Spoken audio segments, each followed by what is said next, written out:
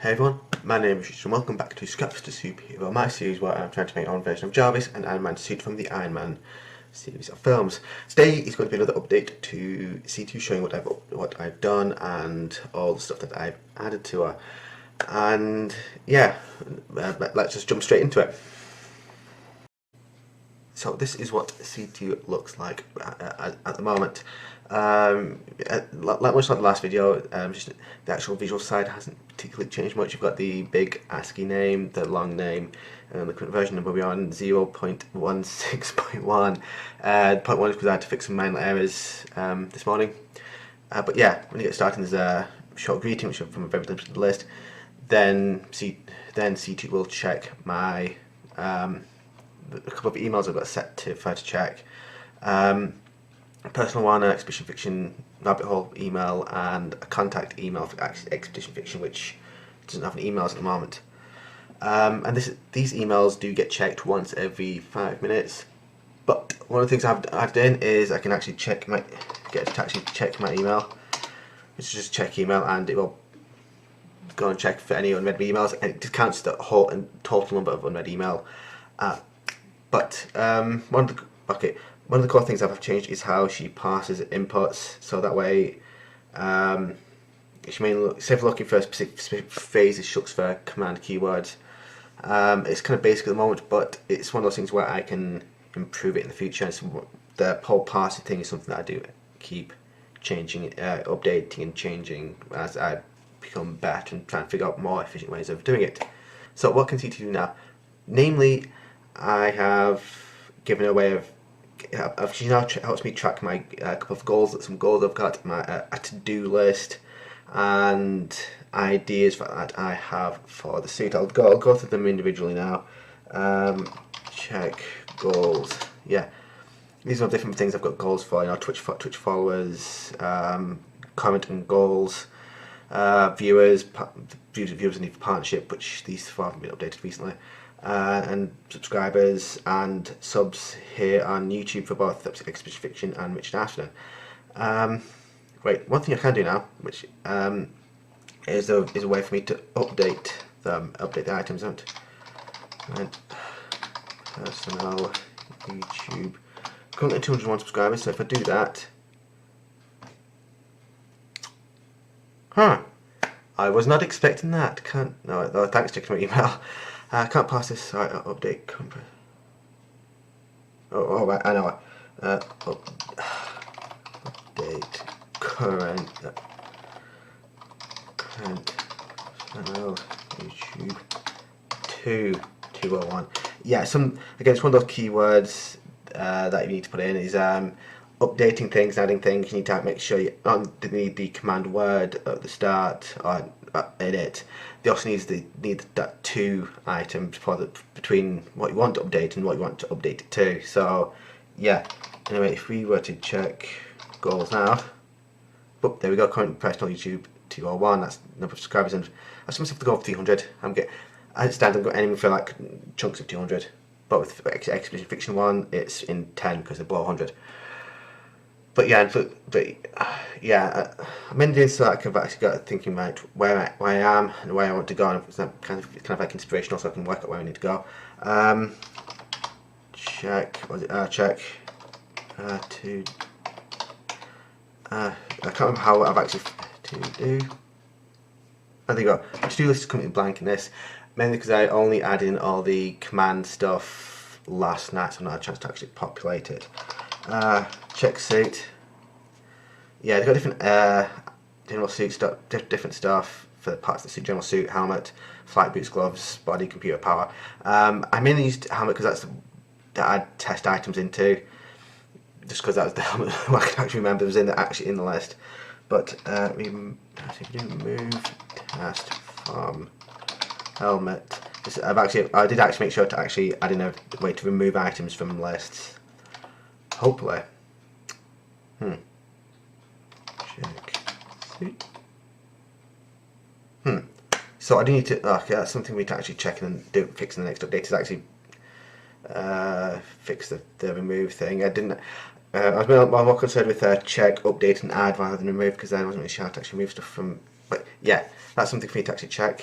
And yeah, the one last command that is still there is goodbye. Goodbye C2. See you later. And she quits out. So one thing I do, another thing I want to quickly talk about is this. Basically, it doesn't really look like much, but this is I call it C2 tricorder. Basically, one of the things I did add into C2 was I call it a medical. It just basically if C2 tries to does something and throws an error, instead of crashing, she'll log it into a specific file for me to check later. And this little list here is a quick program I wrote just to pull items from that list and print it out onto screen. Mainly did this just so that I didn't have to keep routing outbound into C2's data folder. Basically, I'm being lazy, and it's because I'm being lazy. I don't really want to faff around going down to 5 different folders to find this information. I could double click something on my desktop, and the information is straight there. And it doesn't cover all crashes. There's still a handful that this can't catch, but it's mainly when I forget to update names for functions, or I don't include functions where they're supposed to be, because then that would cause like a definition, causes a crash that I can't catch. So basically it makes it narrows down stuff that causes crashes, and anything that doesn't cause crashes that throws an error. Anything that throws an error, it'll pop but still runs. It'll put it into here for me to check. We've got 2 from last night, which I fixed, because and we've got these 2 from this morning that I fixed, mainly because I had I had 2 functions calling each other, or calling a method that the other was supposed to call. Mainly because when it comes to adding functions that are similar to other functions, I'll just copy and paste stuff, and sometimes, and basically the way of fixing it is to copy and paste stuff again, to swap stuff around. That's mainly why it's throwing up these odd errors string. But yeah, conversation missing positional argument. Basically, when I was updating some of the command stuff, I added in a conversation module. That's when it was called. It wasn't being passed anything to actually. Basically, it wasn't being passed the information that it needed passing to it. So with conversation is if I do something that isn't a command, it'll say you said blah, which at the moment is mainly a case of it helps me work out if I type out a command. I can think, oh, I missaid that, so I can fix it. This one at the bottom, which would have been something that happened as I was recording. Which is the remove command. Name to change is not defined. So basically, I'll be keeping this so that when it comes to me fixing the remove, I kind of know where to start looking from. Again, plus it means that the whole fixing debugging thing will be a lot easier than it used to be. So that whole C2 tricorder thing you saw at the end, then the process that C2 uses to report those errors and put into the log file that the tricorder uses an element, uses a part of Python called decorators. Basically the short version of this is decorators allow you to pass one function into another and then manipulate do work on the functions.